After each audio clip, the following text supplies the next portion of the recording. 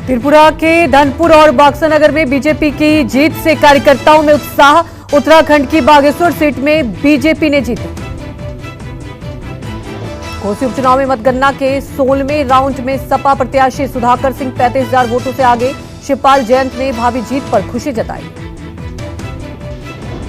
झारखंड की डुमरी सीट से जेएमएम प्रत्याशी बेबी देवी ने जीत की है दर्ज। 17,100 वोटों से चुनाव जीती बेबी देवी, जबकि केरल में यूडीएफ उम्मीदवार चांडी ओमन जीते। बंगाल में टीएमसी प्रत्याशी निर्मल रॉय ने बीजेपी उम्मीदवार तापसी रॉय को हराया। रॉय ने 4,426 वोटों से जीत दर्ज की।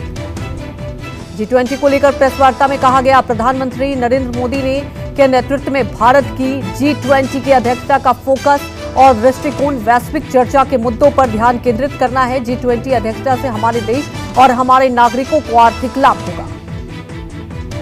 ब्रुसेल्स में राहुल गांधी ने दिया है बड़ा बयान, कहा शायद मेरा फोन हो रहा है टैप। भारत में अल्पसंख्यकों के साथ दलितों पर भी हो रहा है अत्याचार। कश्मीर मुद्दे पर कहा, कश्मीर भारत का अभिन्न अंग, इस मुद्दे को हम करेंगे हल।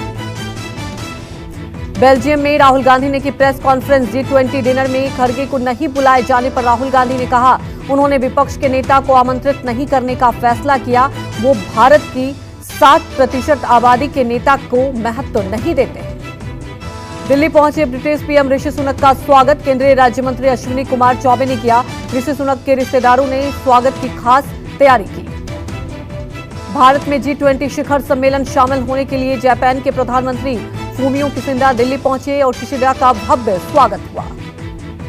भारत में G20 शिखर सम्मेलन में शामिल होने के लिए बांग्लादेश के प्रधानमंत्री शेख हसीना दिल्ली पहुंची। उनका स्वागत रेलवे और कपड़ा राज्य मंत्री जरदोश ने किया। अर्जेंटीना के राष्ट्रपति अल्बर्टो फर्नांडिस G20 शिखर सम्मेलन में भाग लेने के लिए दिल्ली पहुंचे। इस्पात और ग्रामीण विकास राज्य मंत्री फग्गन सिंह कुलस्ते ने स्वागत किया। आज शाम 7:45 पर चीन के प्रधानमंत्री ली कीयांग दिल्ली पहुंचेंगे। चीनी प्रधानमंत्री का स्वागत वीके सिंह करेंगे। पीएम मोदी विश्व के नेताओं के साथ करेंगे 15 से अधिक द्विपक्षीय बैठकें। आज पीएम मोदी मॉरिशस, बांग्लादेश और अमेरिका के नेताओं के साथ द्विपक्षीय बैठक करेंगे।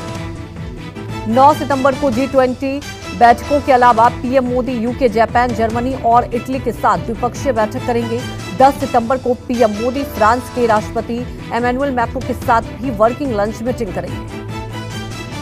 आज शाम दिल्ली पहुंचेंगे अमेरिकी राष्ट्रपति बाइडेन। शाम करीब 6:50 पर दिल्ली पहुंचेंगे बाइडेन। पीएम मोदी और जो बाइडेन में होगी मुलाकात, कई अहम मुद्दों पर होगी चर्चा। आज शाम 7:30 बजे पीएम मोदी बाइडेन के बीच होगी द्विपक्षीय मुलाकात। G20 से पहले अमेरिका भारत में बड़ी रक्षा डील संभव। भारत और अमेरिका लड़ाकू विमान इंजन सौदे को आखिरी रूप दिया जा सकता है। G20 शिखर सम्मेलन के लिए भारत में 20 देशों के विदेशी मेहमानों का सिलसिला जारी है। अंतर्राष्ट्रीय मुद्रा कोष यानी IMF की प्रबंध निदेशक क्रिस्टलाना जॉर्जीवा दिल्ली पहुंची। इटली के प्रधानमंत्री जॉर्जिया मेलोनी दिल्ली पहुंची। केंद्रीय राज्य मंत्री शोभा कार्डंजले में मेलोनी का स्वागत किया। प्रेसिडेंट ऑफ भारत के नाम से डिनर का न्योता दिया गया।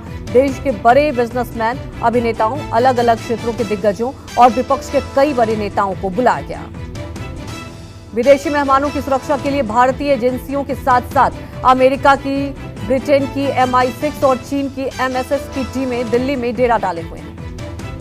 भारत में दक्षिण अफ्रीका के राष्ट्रपति सिरिल रामाफोसा G20 शिखर सम्मेलन में भाग लेने के लिए दिल्ली पहुंचे। मराठा आरक्षण के लिए बीड में महिलाओं को अनोखा आंदोलन। महिलाओं ने खुद को जमीन में गाड़ कर किया प्रदर्शन। बीड के बासाबाड़ी ग्राम पंचायत के सामने महिलाओं ने खुद को दफनाया। मनोज जांगड़े के समर्थन में और मराठा आरक्षण की मांग को लेकर महिलाओं का प्रदर्शन। महाराष्ट्र के सोलापुर में राजस्व मंत्री पाटिल पर फेंकी गई हल्दी। आरक्षण के लिए मंत्री पर हल्दी फेंकी गई। धनकर आरक्षण कृति समिति के लोगों ने